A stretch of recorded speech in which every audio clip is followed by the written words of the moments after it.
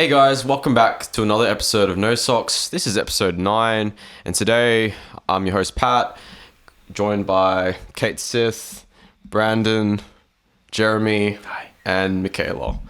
And today we're just going to be answering a bunch of questions, music-related questions, but otherwise, should we just get stuck into it? Who wants to be first? Who wants to answer the first question? Oh, are we? I thought we were just going to answer. Like everyone's just going to answer it if they want. Everyone to. wants to answer it. Yeah.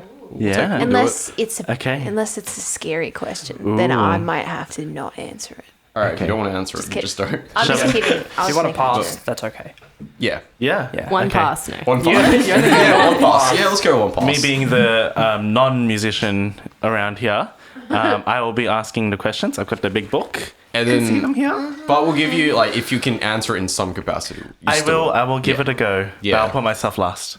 Okay. We'll go around the circle. Okay, Mikhala, you're on the spot. Oh my gosh, okay. Tell me about your best versus worst performance. Ooh, that's a good question. Best performance. I mean, there was this one time that I performed a gig with my former band in Melbourne. What was that band called? It was called Natural States. We still have music up on Spotify, but good luck finding it. We are the third result. I think recently they've added a new band called Natural State.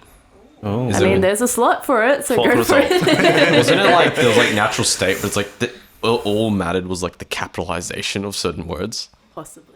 It's like Natural State together, Natural State with like natural, like the capital, and like Yeah, state with like just lowercase. slight differences. Yeah. Anyway, we were playing a gig at this venue called Mr. Boogeyman Bar. It's just a little corner place in Richmond, or the neighbouring suburb. And we just had our own sort of small audience with mostly friends and the friends of the other bands that we were playing with, and it was just a really good energy. I think everyone was really getting into it. I felt pretty confident that day, so that was probably a highlight. Worst gig. Well, Oh, yeah. Oh, was it the one with the man? Just kidding. with the man. With the man, there's always a man. The man. We can leave that for another episode. Yeah. Yeah. It's tricky to answer that one because there's a few for different reasons. Like, are we saying worst gig or worst performance? Performance. Oh, Worst performance. I think, there was this one time when I was doing a soiree during school. Actually, I started out doing classical singing, and I decided to enter into this Eisteddfod once, and it's the first Eisteddfod I'd ever done. And for classical music, it seemed like a bit of a different game. So I went into that. I was in year 12. I thought I'd do okay because I was used to performing, but I was the last person to perform at the Eisteddfod, so I got to see everyone else's talent first. And as time went on, the nerves just kept building, and so it got to the point where I was performing and I just was out of breath, pitch everywhere, and did not even get like a mention when they were giving the awards. So that was sad, but it was a good learning experience. Yeah. Eisteddfods aren't for me. There's a lot to be Can said be about very that. intense and very intimidating. Yeah, Because especially there was money up for grabs. Oh, yeah. money motivates everyone. Yeah. Pat, same question. Okay, best performance. So I'll preface this that I don't really have very good performances. Self-deprecation kicks in. Okay, but yes, there's that. But throughout most of, like, pretty much in high school, right? Anytime I do a performance, there'd be like at least one technical difficulty. Oh no. Not in my playing. I mean, there was more than one technical difficulty in that department.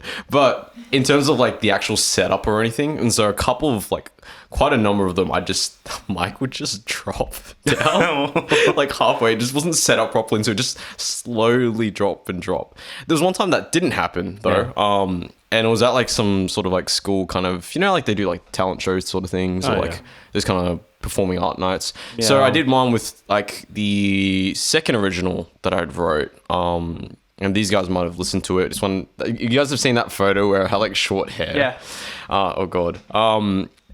very Damien Rice-esque, and like that went pretty well. Also, like one of my seniors, they were like, "I actually really like that song, man." I'm like, "Thanks," because I don't ever get compliments from you. So it was really surprising to hear that.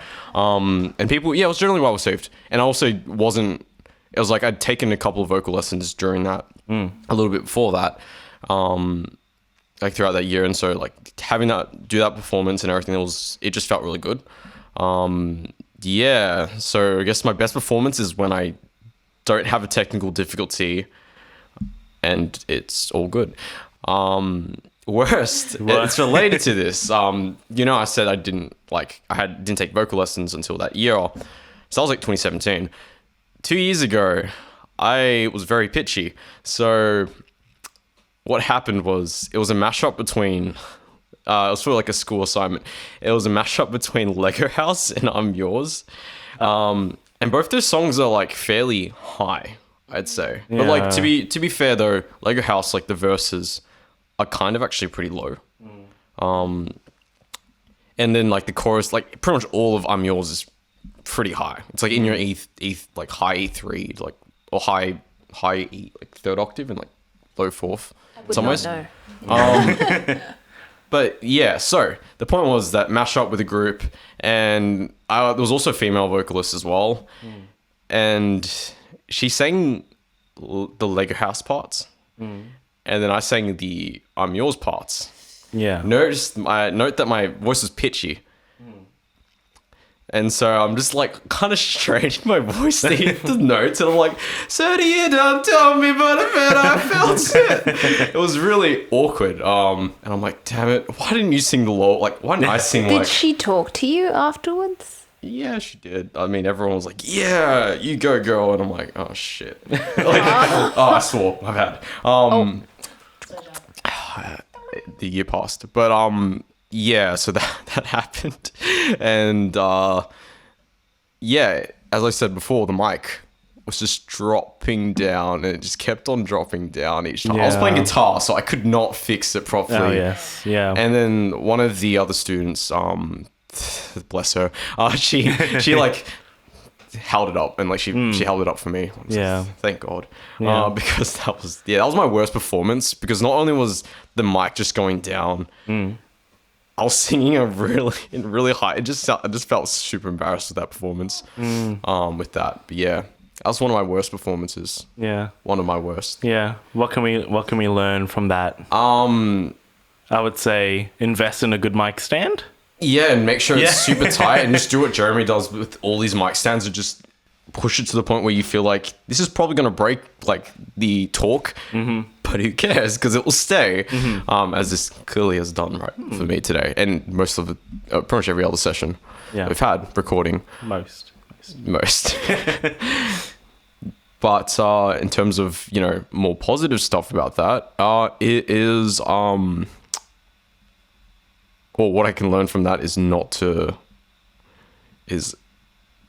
maybe double down with what parts you give. You give them. Because I think I was like, oh, okay, like I gave her the choice to do it, and it's like probably I should have been like, you know what, that's actually a lot lower, and I know that your voice is kind of, she was probably like an alto probably, so it's like, to be fair, it's probably really nice range, but like at the same time we're suffering the other half of that performance. I think when we're all young, we kind of like overestimate what our vocal range is and don't really know where our voice sits. Why did you looked at me then? I didn't look at you. No, never mind. But I definitely found that I would always try and sing too high for what I could, and then I would just suffer just with a sore throat, and like I'd sing too intensely and too high, too much energy at once, and I'll be like, oh, I shouldn't do that. So that's know what you're comfortable with, and well, at least that's a lesson learned. I learned that, and I stopped doing videos afterwards. Let's go. You wouldn't have known that if you didn't experience that, so it's good. It's good. Definitely two lessons we've learned there. So bringing some positives out of it. Next, Katie. Would you Best like versus worst. Would you like me to keep it positive or to bring it right down? Well, you can start with the positive, and we can go down, and then surely Brandon hasn't had Let's like start with terrible the performances. negative, and then we can only go up from there. Okay, that sounds like a good idea. That also works. Yeah, I just came up with that. Sorry. Okay, the negative. One of the worst. Wow. There's been some times. But one of the worst that actually sends us as what's that thing called? Not a javelin, but a spear of fear through my heart. It was when, so. Do you get tears for fears as well? For the feel? Welcome to my life. Anyway, sorry, yes. And my life and my reality was, so me and another singer, we were always chosen to sing the national anthem for like random like 2 years, 3 years. And then more singers started, joining the singing, and then they started singing it too. But anyway, for a while it was just me and this other girl. Anyway, the night comes, we're meant to stand there after the national anthem and wait for the curtains to close. Oh. But do you remember this? I think I do. But I think I know the concept. I just can't picture the exact moment. Yeah. But I think I know. I think it was like the first time I did it. Anyway, and then the curtains, they were taking too long to close, and me and her kind of looked at each other like, and then we were like kind of bowed, and we went to walk off, and then I could just hear my music teacher side stage going, no, don't. And I was like, and then I was like, oh, I'm so sorry. But he just he just did this. The energy was like pure disappointment. Oh. Like he might have even sworn under his breath. And oh my God. And I was just like, so I basically, then rather than staying for the rest of the night, like at this time in my life, maybe I was so like extra fragile that I had to leave the building. Yeah. I went out, like found an empty spot at school. I just like cried. And I called one of my friends, and I was like, I don't know. I just said, I'm like, is it okay if I come home? And anyway. Yeah, it really sucked. Yeah. So you performed, and then he was like, this is terrible, pretty much. It was the fact that we didn't stand still. We started walking off. He didn't get his way. Yeah. I don't know. think- It's just a tiny little thing. Oh, so it was like the etiquette was just not there. I don't know. Okay, And I was Possibly, really yeah. receptive Yeah. to that negative energy. But it's like, they should have closed the curtains or turned the lights off sooner. I don't know what it was, but it was just, I just got so angry. Yeah. And I guess that's like less performance related, but that's just, I guess, showcasing, especially when you're younger. Like this is something I really feel. Just aggression and negativity, just try to not exude that, especially with younger souls, because it's just so easy to crush you when you're in a vulnerable place. Yeah. But I don't, but things have been better. Best performance. Yeah, let's turn it around. Yeah, best performance. I guess maybe a similar thing. I've had some nice ones, but I guess performing my originals, it's always just wonderful. Just having them come to life. Yeah. Maybe even less of it being on the stage and just in the rehearsal room where you're all just going for it. And I'll never forget, there was this one time we were practicing one of my songs, Spaceman Band, and they turned off, I had like a guitarist, drummer, and bassist at the time, and they turned down the lights. There's some rooms where you can do that. Yeah. And as we get to the space section where he's finally in space, then they turn down the lights, and with the shadows, they were just like had their phones. Yeah. And both like the drummer and the guitarist were just like pretending to be, one character and another character connecting, and it was just so funny. Not even that, and then the drummer snapping his sticks, his drumsticks, because of he was going like too hard in the song. Yeah, Which yeah. is, it was just like so much fun. Like I love the energy of when people are like, this is great. Yeah. It's like, and I wrote it. Wow. Yeah. But when you make it's this happen. yeah, when it's up for a judging purpose, I guess I have always enjoyed it less. But it's what your peers say. What your peers say to you. That's what that's what really means a lot. Yeah. Inspires you to do more and more. Yeah, Yeah. do more and to reach out to people more often. Yeah. Yeah. So you can perform more and have more of these cool experiences. Yes. It's very nice, isn't it? Yeah. Yeah. But I'd like to hear about Brandon. What have you got for us? Yeah, so I actually like haven't thought about these performances for a long time, but like with Mikhala and Pat bringing up like high school experiences, I was like, oh yeah, probably my top 5 worst performances are all in high school. And they're probably all the performances I ever did in high school. Yeah. But like the very I just keep going. I think I might I just remember that one story you told me about a certain thing happening, but yeah. it probably wasn't, because like this one performance, I think it was so bad that I erased it from my memory. Like, I haven't thought about it until literally just then. But it was for a talent show for our high school, and It's crazy. I've also done a talent show mashup, mind you. Like, so it's like similar vibes. It's like you just took both our stories. Yeah. Yeah. but it was a guitar duo, me and one of my friends, and we were playing, because I can't remember what year this was, but probably like towards the end of high school. But I used to be like the guitar guy, so and I kind of thought I was the greatest guitarist in existence.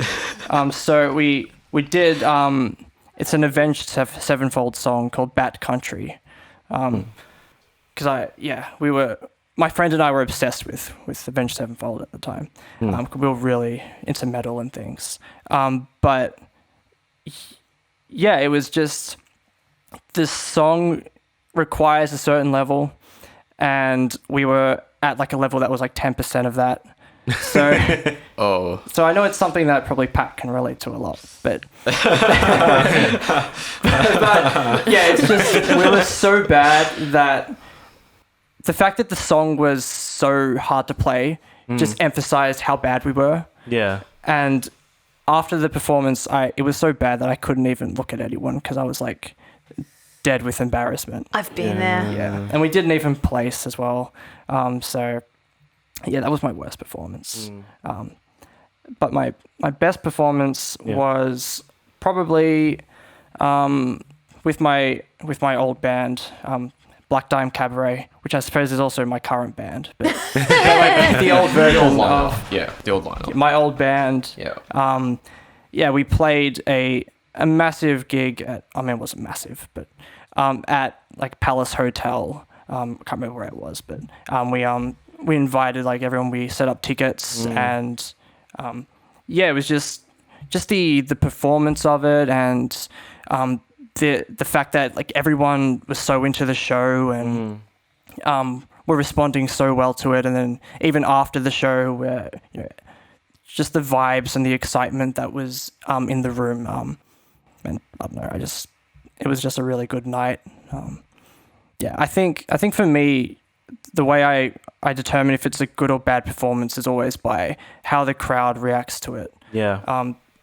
When I look back at shows, and like for example, if there was barely anyone in the crowd, or if there was no response, it kind of becomes a show that's not good in my memory, Or unmemorable. Yeah, right. Yeah. But if the crowd is into it, such as that show, or we did a bunch of other shows that people really liked in the moment, it sticks out as, we did a really good job, because like that's the goal, to make people in the room really excited. And, Yeah, definitely. Yeah. And how does everyone feel about performing, and how, like, does everyone still really want to be doing more performances and getting out there and doing, like, having more of those good experiences rather than like those worst experiences? Yeah. For sure. Yeah. Oh no, I really want more worse gigs. Yeah. Like, I want a new worst. Yeah, you know what Katie said with like the whole like hitting rock bottom with like that kind of fear. Yeah. It's Yeah. like what I want to crawl myself out of, really, because I've had so many terrible performances, at least in my mind, where like it's just because you know you aim to. Like, I guess, come on, like you guys would probably, you do a performance and you want it to be sort of flawless, at least, Yeah. right? Like flawless in the way that you're like really happy with and you feel like everything that went right.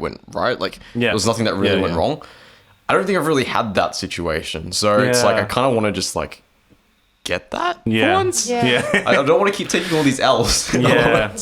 But I mean, you that. can still like have an imperfect performance and it can still be good. Yeah, but like that's most of my performance. So I want it to like actually be. Does like, anyone feel like they haven't hit rock bottom?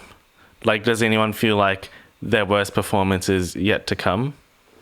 Probably. I feel like it could always be worse. there's the potential for sure. Yeah. As long as like, man, I really, I hope not. Yeah. Yeah. Oh my God. Yeah, like when I tried to do a La Dispute song and just kind of turned the kind of screaming into just singing, or like kind of free verse and things that are just spoken word, because my speaking voice isn't like, I went to the mall and it was really cool. Like no one wants to listen to that. Whereas some people have a really good like rhythm. Yeah. Anyway, so I turned it into speak singing. Yeah. But then something just happened and I was like, whoa, that was a sound.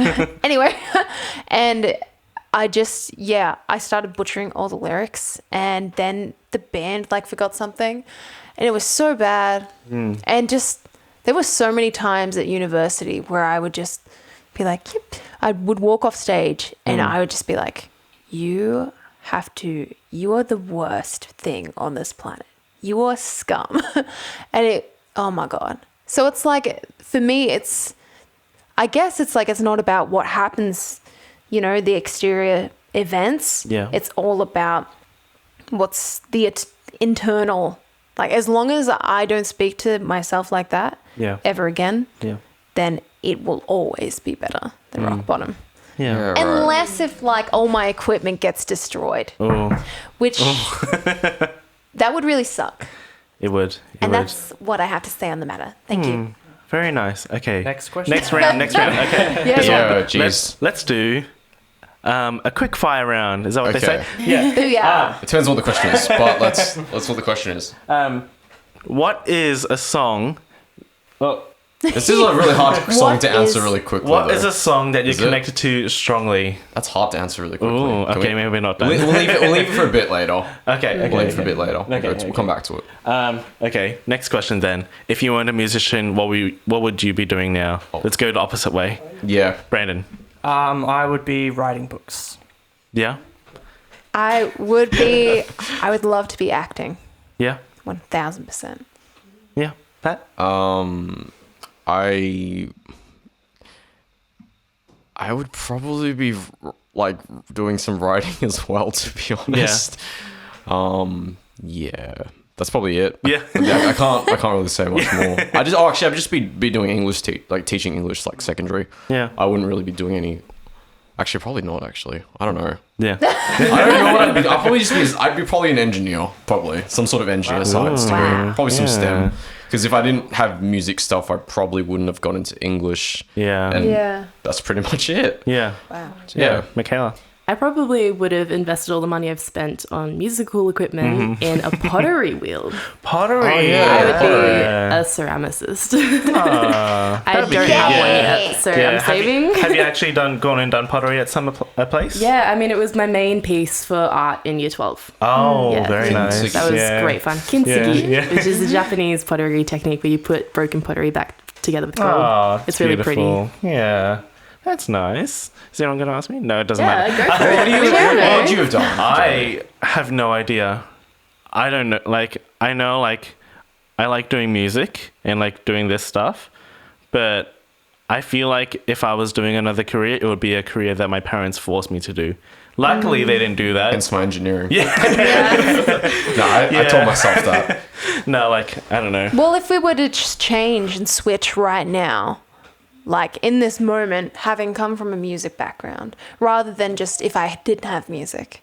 So like, I feel like, you know, being environmentally friendly is like a calling to you. You're also pretty like strong on wanting justice. We can be in politics. We can run a campaign. Ooh, politics. Completely opposite to that. My dad used to be a cook, and I had a big interest. I still do. I eat a lot of food. You're a mean chef, man. When we were in year 10, we were doing like work experience. I was going to be like, oh, I want to go work in a restaurant or something. My dad was like, no, don't do it. So yeah, I did something else, and here I am. So Oh, good job, Dad. that's yeah. Okay, next question. That was quick. Let's keep it up. Ooh, a loaded question. Are you ready for this? Like loaded fries. Oh, please. I'm hungry. Yes. What are you going to eat after? Dinner? Fries? If you could change one thing in the music industry, what would it be? Oh, that's the question. It could be anything. It's not a quick question. You can take your time. We'll go with Mikhala first. All right. I kind of have two, but should I just choose one? Just choose both and both. see how it Okay. goes. Well, the We're not gonna first have one anything is a quick interesting, so- one Yeah. because I studied it in my music business class, and it's just how the whole industry is monopolized by the big three recording labels. Oh, yeah. Warner So Music.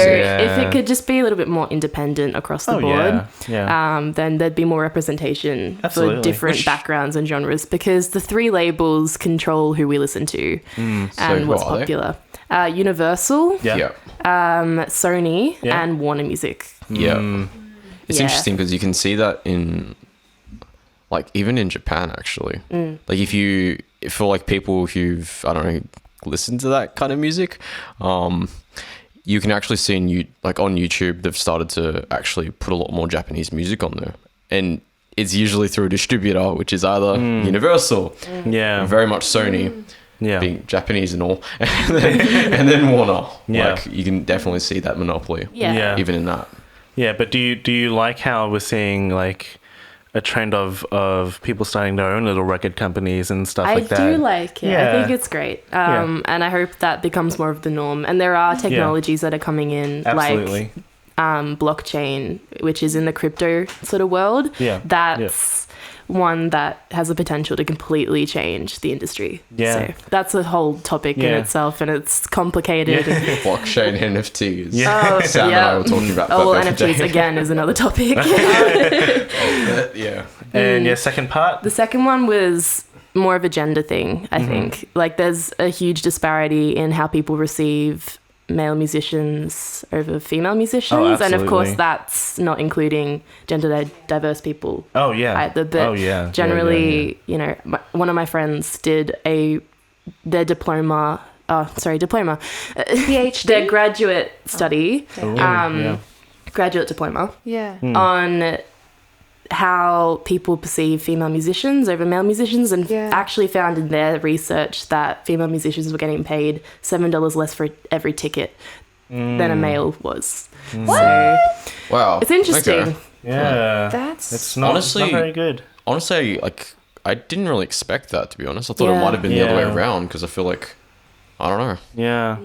And it's like, yeah, it's definitely something you do notice, especially in popular music. Like you see all the male pop artists and stuff, like when they perform in a stadium or awards show as well, their production is like, can be quite simple or not have a lot going on. And like, they don't even have to dance or anything. And like, they're like applauded for that. Whereas women have to work okay. so much harder to even be mentioned in the news and like get that attention. Particularly You have to be- vocalists as well. Absolutely, I find that yeah. male vocalists often get praised for technique and skill that if Most- a female singer yeah. did, they wouldn't be seen as a competent singer Yeah. or a successful singer. Yeah. Yeah.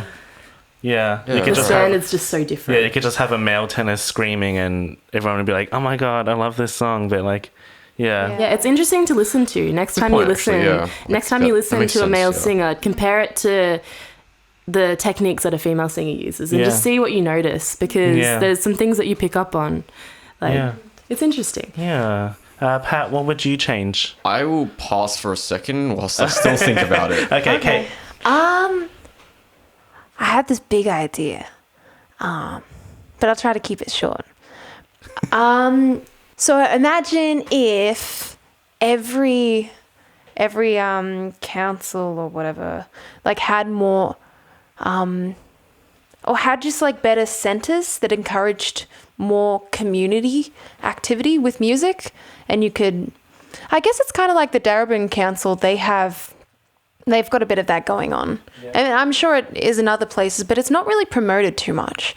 But if there was more of a sense of community, also like community theater. Yeah, and absolutely. like imagine like if, you know, smaller suburbs had these places. Like I know at schools like they've got equipment, but what if there was just like that's a small thing though. Yeah, like a little community hub where you can just get together and have this creative space. Making it more accessible. Yeah, Yeah, absolutely. and like there's always I guess it's like church, like Sundays, whatever. You always know that there will be a performance on. Yeah. And maybe because it's, you know, they're just rolling around all the time, it's less of like, oh my God, here's my one moment, here's my big performance. Yeah. And maybe even like people could be like identifying their talent in their communities. You know, they go to watch it, they're like, look at this kid. This kid's promising. Yeah. I don't know. I just think it's cool because there are some people who don't have the ability to go outside of where they are currently. Yeah. And maybe just stronger representation Yeah. Yeah. And from councils and stuff. Got my idea now. Okay. So this is going to be a really hot take, guys. How do you do People who the industry, right? When people make collaborations, right, with really high, like, really great artists, you know, that You all spoke about selling, this before. right?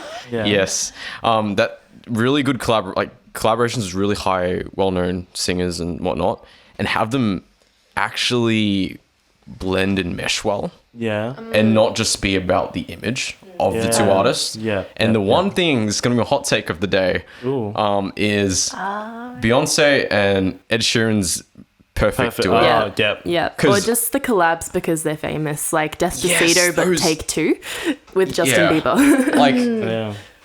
I've ranted this along like a lot to my sisters, and like, I guess you guys would have heard this before, but I just think that like I'd rather listen to Ed Sheeran's Perfect by itself, Yeah. or Beyonce singing Perfect by itself, Yeah. than listen to both of them together, because there's just something about that mix that just sounds. You've got this, you know, you got Beyonce's really nice soul kind of vocals, right? Yep.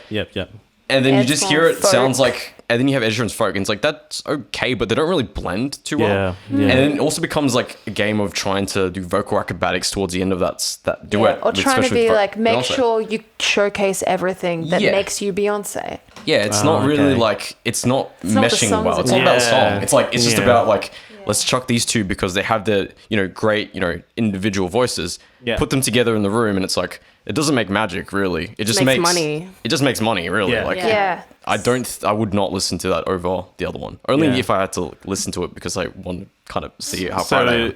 But like, that's about it. Is there a kind of pop collab that you really enjoy? It's hard to say Yeah. because the Yeah, only like- reason why I think about this like this is because, again, I'll bring back the Japanese stuff. I'm a weeb at this point, yay. But like, you listen to their collaborations, Yeah. or maybe even Korean, right? Yeah. They Blend. purposely like adjust the way they sing. It's still Okay. them, Yeah. but you can hear how it actually blends well. Yeah. And it feels like an actual shared effort, Yeah. rather than someone just singing a part So- for the song. Again, with Maybe that, that comes how with do you clever how do you process. feel with K-pop is becoming very popular in American and Australian, Yeah. Western culture. What do you think of like some of the biggest K-pop groups? So like BTS, for example, did And a the collab. collaborations with Coldplay and stuff. Yeah. What do you think? Is that another example of Beyonce, Ed Sheeran? I feel like in some ways it could be. Yeah. Oh, I guess there's also that song like Butter that has the collaboration with, is it Megan Thee Stallion? yes, don't yeah. remember. Like a Cardi remix. B. There's Yeah, someone with one in of it them, that I just remember Sherry was listening to it. She's like, I'm like, I want to like it, but like, does this make sense? Yeah. Like, was this necessary? They've just done it for the sake of doing Yeah. it. Yeah, Yeah. I just want those to like actually those collaborations not to just be about money and just Yeah. actually Yeah. be really and nice, see, this solid comes works back of art, to the to be honest. monopolization Yeah, of the yeah. big three. Yeah. Yeah. You know, you see it also in things like NPR Tiny Desk. Like that's just been overtaken by all the big names now. Yeah. Yeah. right. Because Definitely. you know that for them there's a added pressure now, which is NPR Tiny Desk became so popular because of that acoustic and that live aspect, and now that's become popular in Yeah. the bigger circles too. But Yeah. it's Yeah. just overtaking it now, so that it's less likely for the lesser known people to jump on Yeah. that program because Yeah. it's so Yeah. well known. Yeah. Yeah. Guess, I guess to go back quickly back to that question of K-pop or like BTS and Yeah. Coldplay, Yeah. I didn't really like the song that much. But at the same, like, because I listened to it and I just didn't really care too much about it. Like, it just was like, it's not bad. I just wasn't really, I was in the car So just listening to it. do But you feel there is an audience for it? there's an audience. Like, Yeah. I mean, clearly there would be an audience for it, but I don't think like I haven't listened to it enough and like thought about like, oh, these don't sound good together. It just, to me, I just don't think the song was that interesting to me. Yeah. Yes. Like, personally. It's hard as well because maybe Coldplay were like, hell yeah, we love, was it BTS? BTS, yeah. We I love guess. BTS. Yeah. You know, or Coldplay's- BTS could be like, Coldplay, you have really done some things for me emotionally. Like the Charlie Puth thing. I don't know No, what does that anyone know means. about that? It doesn't matter. Okay, don't worry. Okay, so Sorry. okay. But I mean, on the positive end, there's things like, think about Montaigne, who's gotten to collaborate, but with people who she's been talking about since the dawn of time about adoring, Yeah. like with Auntie Donna, like loves Auntie Donna, and then David Byrne of Talking Heads, which is like a massive, massive inspiration to her. Like, Yeah. it's the coolest Yeah. heckin' shit. Yeah. Just gotta say coins everywhere. Doesn't matter. Like that's amazing though. That's someone who has a genuine love, who is like, oh my god, this is the Yeah. coolest thing. Yeah. Like, so it's hard, you know. You gotta find. Yeah, there's a balance. Like, I don't think having these two, like, you know, really two known artists it's not always, collab is like- bad, but like I feel like they could make some efforts to blend it and make Yeah. the final product just better. Yeah. Like by making a few compromises with their voices here and there. But anyway, Yeah, Yes. definitely very Brandon. interesting. Brandon. Well, to keep my answer pretty short, honestly, I haven't like thought enough about the music industry to be like, yeah, there's something in particular I want to change. I just really strongly agree with Mikhala, Pat, and Caitlyn's answers. Thank you. We love your support, man. all right. Okay, we'll move on to the next question then. Rapid fire again. Oh, rapid fire? Okay, let me choose a different question because I didn't choose one that was going to be rapid fire. Okay. Ooh. None of. Oh. Okay, no, okay, just go back. Never go mind. back. Yeah. I'll pick that question. Should we that I- cut out our oohs, ahs? Or do No. you guys want to hear more of this? Someone can like sample it. Oh yeah. We'll go back around again. Yeah. Brandon, what do you find most challenging about being a musician? Have, need a moment. having the money to do what I want to do. Yeah. Like there are certain, just being ambitious and being like, oh, I want to be able to do this, or I want to create a record that sounds like this, or Yeah. create massive live shows with like that look amazing and do all these amazing different things, but Yeah. not having the money to be able to do it, Yeah. which I don't know. It's probably my fault for not having the money. Yeah, that's what I find pretty challenging. Yeah. Do you feel like that's something you just want to continuously just be working on and be like, well, I do have these big ambitions and I'm not going to hold on to them? Is that, or do you feel like, nah, it's never going to happen? Like, which side do you feel like you're on? I definitely feel like I'll realizing them is the goal. It's Yeah. not, I don't view them as, oh, I'm never going to do that. So, you know, it's like, I like to keep things in my mind as being achievable. Yeah. And even if, like, sometimes I guess I do this, but I try to do those ambitions, but at a lower cost. Yeah. Sometimes that doesn't really work out. So it's Yeah. just this constant, like, trying to, you know, keep things within a manageable sphere, Yeah. But trying to do what I want to do and trying to find some money to do them. Yeah. I think that's just something you can always just be working towards little by little. Have a little savings account. Like, one day I'm going to have all these fancy lights and projections and massive staging. Yeah.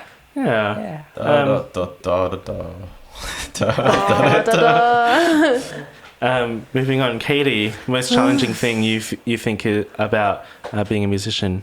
Part of it is definitely that I'm very, very tired. And so even simple things like as staying out really late, I'm like, oh, I'm really sleepy now. I want to go to sleep. I think back in the day it was a lot easier to just keep going and going. But when you're also trying to work and you're trying to do all these other things, it's just trying to balance it between, your work life. But it's also not work. That's the thing. It's your work life love, I guess. Yeah.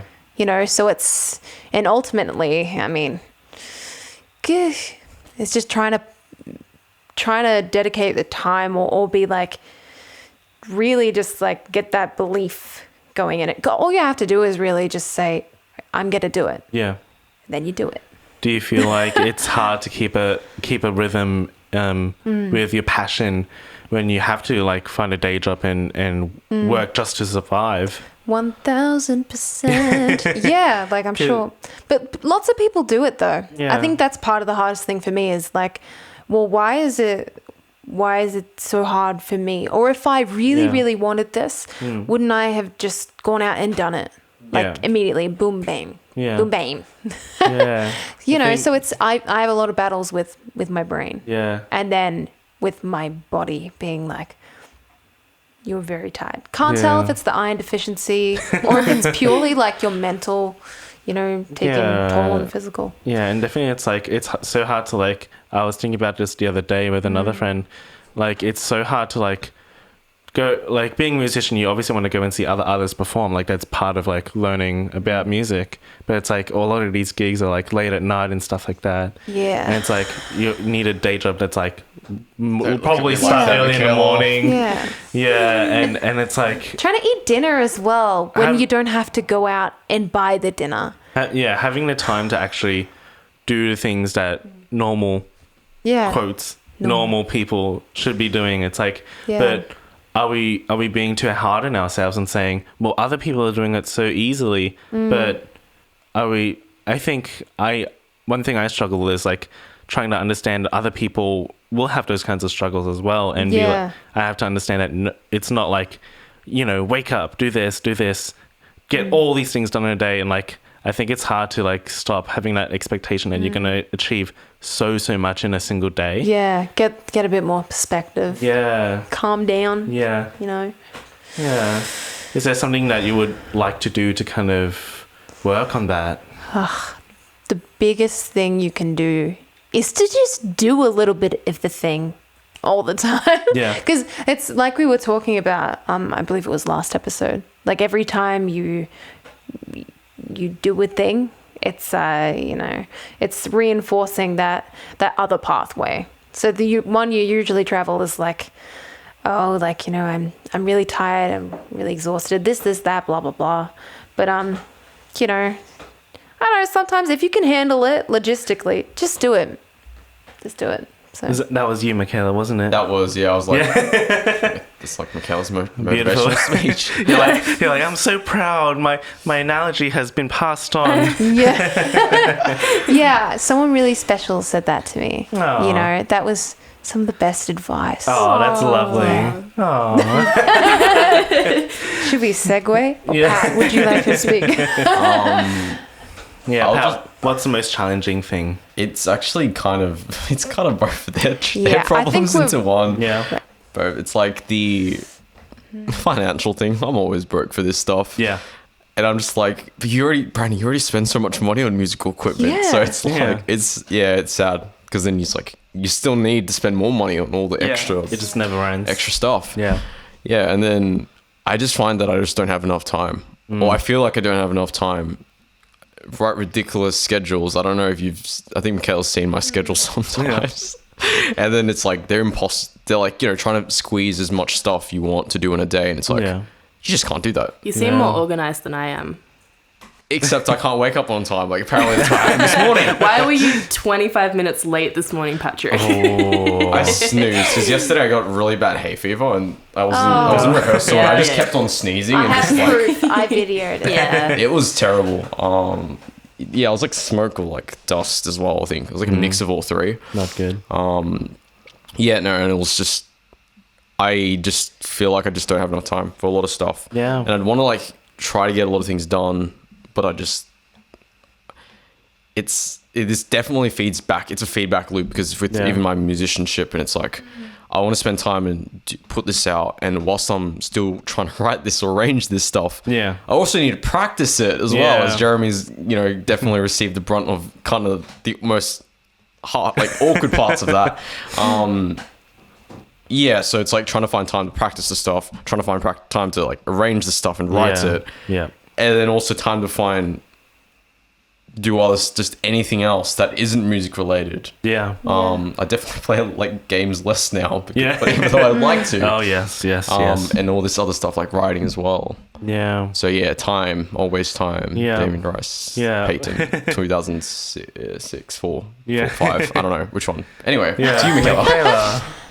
All right. I think I need a reminder. Uh-huh. What was the question? What is the most challenging thing about being a musician? Okay, yes. For me, it's a bit paradoxical. Nice word. It comes to my songwriting process. Yeah. I am not very patient when it comes to keeping on a regular sort of songwriting schedule. But I'm very patient at waiting for the inspiration to hit then writing. Oh, yes. So I hear from a lot of people that you should just keep writing when you're a songwriter. And I haven't attempted that yet, even though I've heard it for 5 years straight. It's hard. Yeah. So I have a small collection of songs from the past couple of years that have been written only at times that I felt like I needed to write them. In some ways I'm happy with what I have, but in other ways I'm not really honing my skills as a general songwriter by just writing. So that's probably something that I would want to change or improve on. Yeah. Theoretically. Yeah. What about you, Jeremy? Probably I guess it would. There's a few things. Financial, time.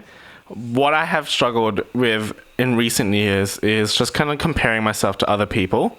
So how other people would record people, different techniques, different mixing kind of producing kind of things to do, and just like feeling like, what I'm doing isn't good enough. Everyone else is doing it better. And just really struggling to find what I do best, what I really think I do well, and trying to embrace that and continuously work on that and be like, you know what, I am good at this, certain thing. I should be proud of it. But it's always a case of like, oh, I know someone else who could be doing it better, so I won't even try. I won't even approach people. I won't even like try and do anything or make anything or spend any time. Or sometimes I'll just be like, oh, like, what's the point, Yeah. I'd rather be playing games or something like that than working on my craft, which kind of makes you feel bad sometimes. it is. And then it goes back into like, well, I spent all this money on this gear, I'm wasting it. I'm like, oh, that makes me feel so icky. I'm like, oh, just this, it's like a downward spiral. I'm just like, oh, but it's like, I feel you. It's crippling because like that's what exactly happened to like my swimming career with whatever that was for like 4 years. It's like whatever. It's like you start off really well, right, and then you just keep on. It's competitive. It's a sport, so it's probably even more like there's more.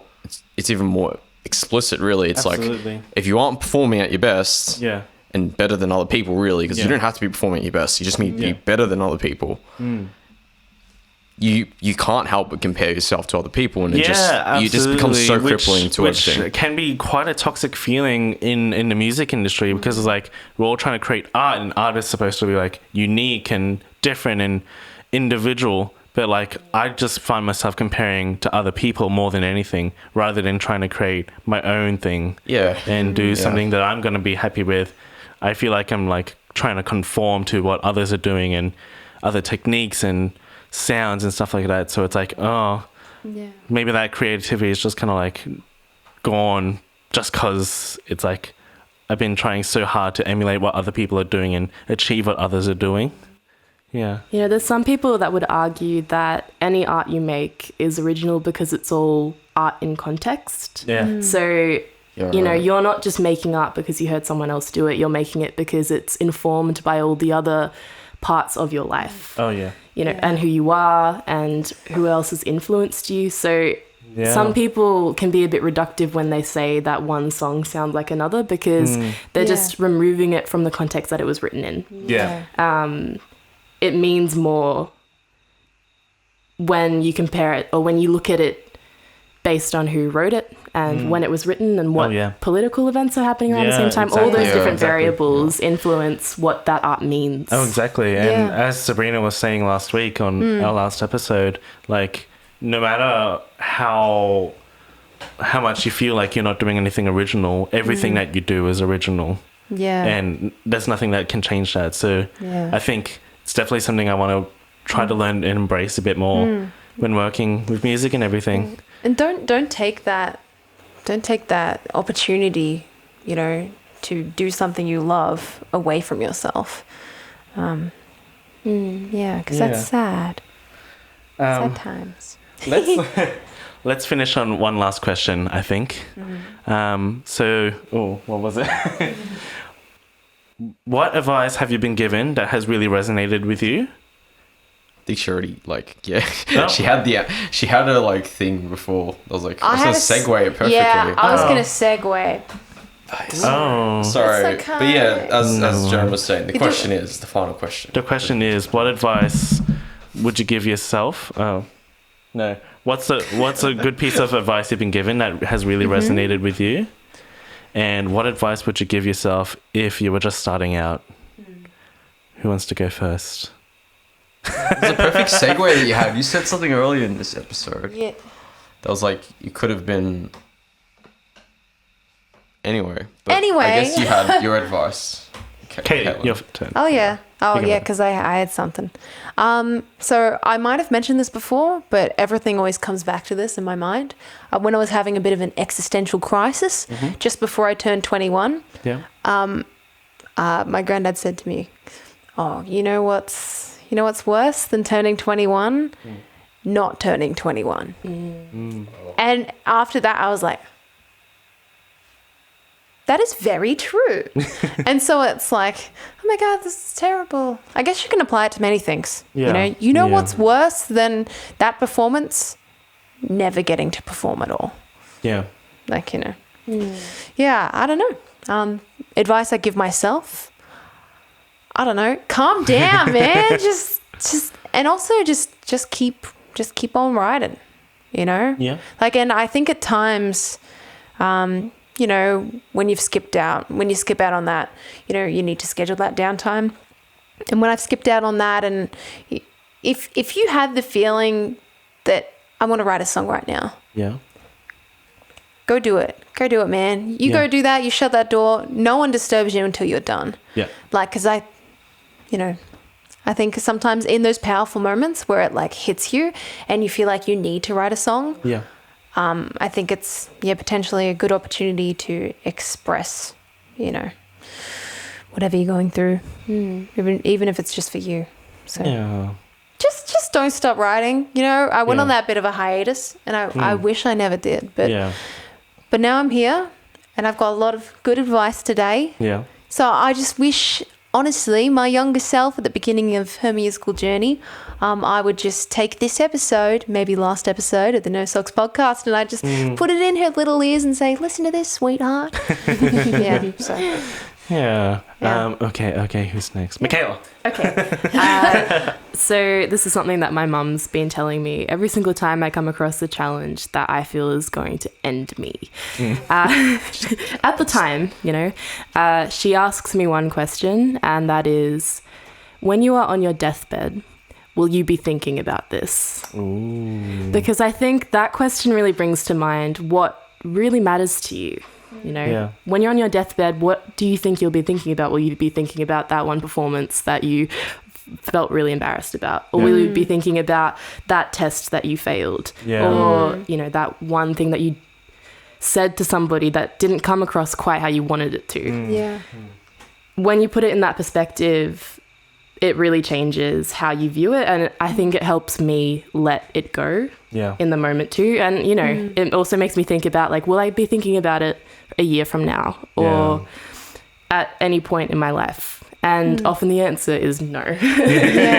So, I think that's really helped me.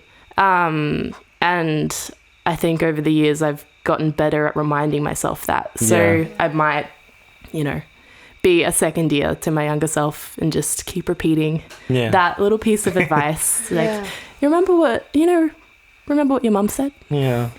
I think that. It's a very nice piece of advice. Yeah. And for when you were just starting out being a musician, what advice would you give yourself? Yeah, well, again, I think that's a piece of advice that I think... Yeah, it applies to both? Yeah, that's right. That's convenient. You know, just to sort of hone it in. Like, just nail it in a little bit more. Be your own positive voice in your head. Bit of like... Yeah. Okay. Next is Pat. Hey. I was gonna end this on a okay. Well, I guess my only advice would just be like, at least for my younger self as well, because I think this is how there's like a psychological thing where it's like instead of us telling the audience like something that they like advice, it's like you tell yourself your advice. Yeah. It's just to like it's.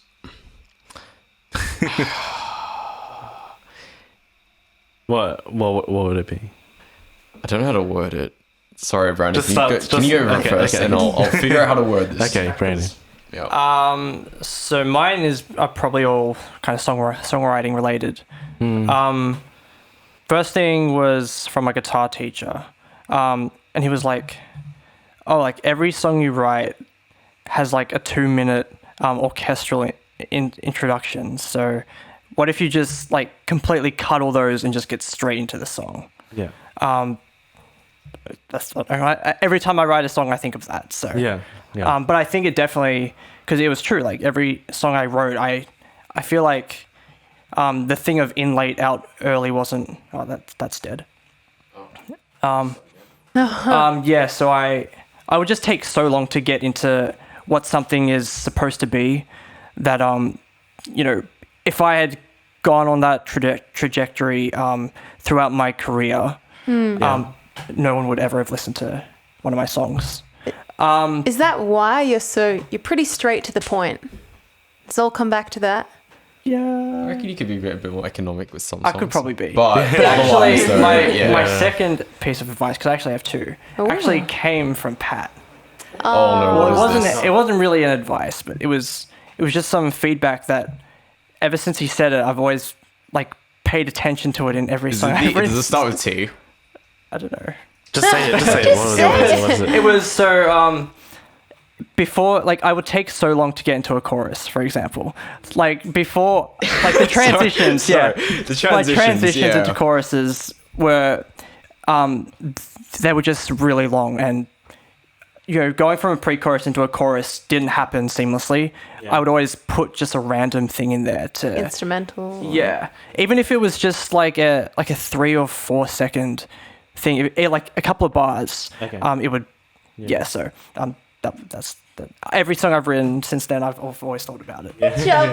But the problem with that though is like I tell you that, but then I just write a completely new section. Which is completely awkward because then it's like a new section just to get into the chorus bit. It's whatever serves the song, really. But advice that I would give to myself, my younger self, would be just keep your songs way simpler.